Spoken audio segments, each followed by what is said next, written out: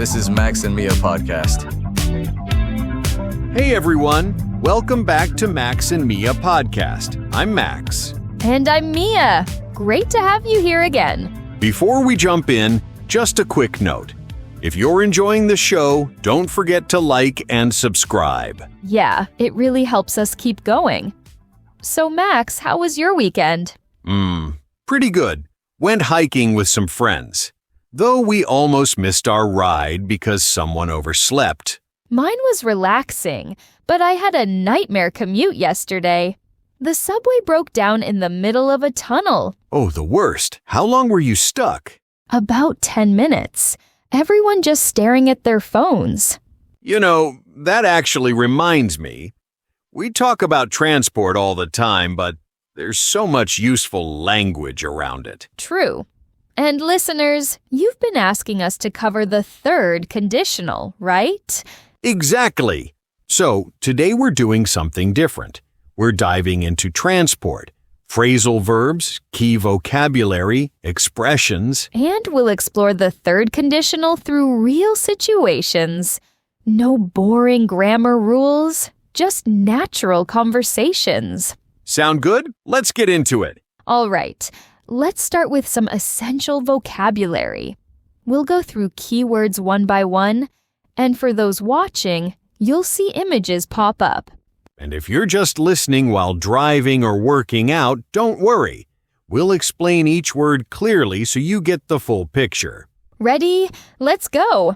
First one, rush hour, or you might also hear peak hour. So, this is that crazy time of day when everyone's traveling at the same time. Usually morning when people go to work and evening when they come back home. Honestly, I try to avoid rush hour whenever I can. The trains are absolutely packed. You're squeezed between people. Right. And forget about getting a seat. Everything just takes twice as long. Exactly. So if someone says, I got stuck in rush hour traffic, you know they had a rough time. Okay, next up, a phrasal verb, break down. This is when a vehicle stops working. Your car breaks down, the train breaks down. Like what happened to me yesterday. The subway broke down in the tunnel. Yeah, it's super common. My car broke down on the highway, or I hope the bus doesn't break down. Next, sidewalk. That's the path beside the road where pedestrians walk. In British English, they say pavement, but sidewalk is the American term. Moving on, bike lane or cycle lane. This is the dedicated lane on the road just for cyclists. Keeps them safer from cars. Stay in the bike lane, or this city needs more cycle lanes. All right, crosswalk. That's the marked area where pedestrians can cross the street safely.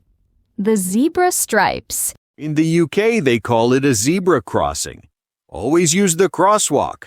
Next one, flat tire. When your tire loses all its air and goes flat.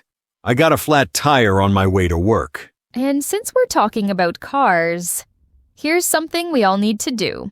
Fill up the tank. This means to put gas in your vehicle until the tank is full. I need to fill up the tank before the road trip. And finally, commute. Your regular journey between home and work or school. For example, my commute takes an hour, or I have a long commute every day. All right, now let's hear these words in action. Here's a conversation between two coworkers, Sarah and Tom. Listen carefully and see how many words and expressions you can catch. Hey, Tom, you look exhausted. Rough morning? You have no idea. My car broke down on the way here. I was on the highway and suddenly the engine just died. Oh no, what did you do? Well, I managed to pull over to the side, but I was stuck there for almost an hour waiting for the tow truck. And of course, it happened during rush hour, so the traffic was insane. That's terrible timing. Did you figure out what was wrong? The mechanic said it's something with the engine. He's looking at it now, but it's going to take a few days to fix, so I'm without a car for the rest of the week. Oh, that's going to make your commute really difficult. How far do you live from here? About 40 minutes by car. But now I'll have to take public transport, which means at least an hour and a half each way. Wow, that's a long commute. Have you checked the train schedule? Yeah, I did. The problem is I'd have to take 2 different trains and a bus. It's such a hassle. What about carpooling? Maybe someone from the office lives near you? I thought about that, but most people who live in my area already have full cars. Plus, with everyone's different schedules, it's tricky to coordinate. True. Hey, what about cycling? Is that an option? I wish. It's way too far. And honestly, the bike lanes in this city are pretty bad. I'd be sharing the road with cars the whole time, and that freaks me out a bit. Yeah, I get that. Safety first. Although I've been cycling to work lately, and I actually love it. Really? How long does it take you? Only about 25 minutes. I'm lucky because there's a really nice cycle lane most of the way. I just hop on the sidewalk for the last block when it gets busy. That sounds great. I'm honestly jealous. My route would be a nightmare on a bike. Well, at least you have options, even if they're not ideal. Oh, speaking of bikes, I got a flat tire last week right in the middle of my ride. What did you do? Luckily, I was close to a repair shop, so I just walked it there. But it was so annoying because I was already running late for a meeting. I can imagine. At least with a car, you can usually limp to a gas station or something. True. Although I did see someone with a flat tire blocking the crosswalk near the office yesterday. Total chaos, with pedestrians trying to get around. People really need to be more careful where they stop. Anyway, I'm hoping my car will be ready by Friday. The mechanic said he'd call me tomorrow with an update.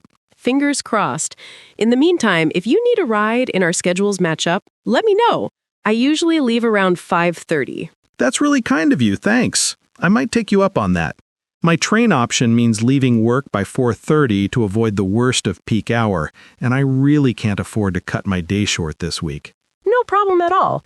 Oh, and pro tip, if you do end up taking the train, make sure you fill up your coffee before you go. The commute is much more bearable with caffeine. Good advice. I'll definitely need it. This whole situation is just so frustrating, you know? I literally just filled up the tank 2 days ago, and now the car's sitting in some garage. Murphy's Law, right? Everything breaks at the worst possible time. Exactly. Well, at least I made it in today, even if I was an hour late. My boss wasn't too happy, but what could I do? He'll understand. Car trouble is car trouble. It's not like you planned it. Yeah, hopefully. Anyway, I should probably get back to work. Thanks for listening to me vent. Anytime. And seriously, about that ride, just text me if you need it. Will do. Thanks, Sarah. So, how many words did you catch? There were quite a few in there. Breakdown, rush hour, commute, bike lanes, sidewalk, flat tire, crosswalk, fill up the tank, and peak hour. Exactly. And notice how natural they sound in conversation. That's the goal, using these words without even thinking about it. One thing I want to point out. Did you notice how Tom used pull over? That's another useful phrasal verb. It means to move your vehicle to the side of the road. Good catch. And Sarah said, take you up on that, when Tom mentioned possibly needing a ride. That's a really common expression meaning to accept an offer. Right. Also, Tom mentioned his engine just died. Native speakers often use die informally when talking about machines stopping suddenly. And what about Murphy's Law? Sarah used that at the end. It's the idea that if something can go wrong, it will, especially at the worst time. Ha ha ha ha. So true. Oh, and notice how they used freaks me out. That's informal for saying something makes you nervous or scared. Exactly. These little expressions really make you sound more natural. It's not just about knowing the transport vocabulary. It's about how you use it with everything else. All right, now let's tackle the third conditional. I know many of you have asked for this. So, the third conditional is all about imagining how the past could have been different. We use it to talk about things that didn't happen. Exactly. The structure is if plus past perfect, and then would have plus past participle. For example, if I had studied more, I would have passed the exam. Notice that the first part uses the past perfect, had studied, and the second part uses would have, plus the past participle, past. For example, if I had left earlier, I would have avoided the traffic. See? The person didn't leave early, so they didn't avoid the traffic. We're imagining a different past. Right. And you can flip the order too. I would have caught the train if I had run faster. Now let's look at some examples with our transport theme. Okay. Remember Tom's car breaking down? He could say, if I had taken my car to the mechanic last week, it wouldn't have broken down today. Nice. Here's another. If there had been a bike lane, I would have cycled to work instead. Or what about this? We would have arrived on time if we hadn't got stuck in rush hour. Perfect. And here's one about Sarah. If she hadn't had a flat tire, she wouldn't have been late for her meeting. You can also use could have instead of would have sometimes. Like, if I had filled up the tank yesterday, I could have driven to the coast today. Exactly. Or might have for less certainty. If the subway hadn't broken down, I might have made it to the appointment. The key thing to remember is we're always talking about the past and things that didn't actually happen. Oh, before we move on, we almost forgot something super important. Prepositions with transport. Right. This is where a lot of learners get confused. When do we use on, at, or in? Okay, let's break it down. We use on for public transport where you can walk around. Buses, trains, planes, ships. I'm on the bus. She's on the train. We met on the plane. Now, in is for smaller enclosed vehicles. Cars, taxis, vans, trucks. I'm in the car. He's in a taxi. They're stuck in the van. Makes sense, right? If you can move around inside it, use on. If you're sitting in one spot, use in. Exactly. And what about at? We use at for stations and stops, places where you wait or arrive. For example, I'm at the bus stop. Meet me at the train station. We're waiting at the airport. Here's a full example to put it together. I was in a taxi on my way to the airport, but we got stuck in traffic, so I called you when we were at a red light. Nice. Or this one. I got on the train at the main station, and I'll be in a cab from the station to your place. One more thing. We say on foot when walking, not by foot or in foot. I came on foot, or it's faster to go on foot during rush hour. All right, everyone. That's it for today's episode. We covered a lot. Vocabulary, phrasal verbs, the third conditional, and those tricky prepositions. If you enjoyed this episode, don't forget to hit like and subscribe. It really helps us out. And let us know in the comments what topics you'd like us to cover next. We love hearing from you. Also, practice makes perfect. Try using some of these expressions this week and see how it feels. Exactly. The more you use them, the more natural they'll become. Thanks for tuning in, everyone. See you in the next episode.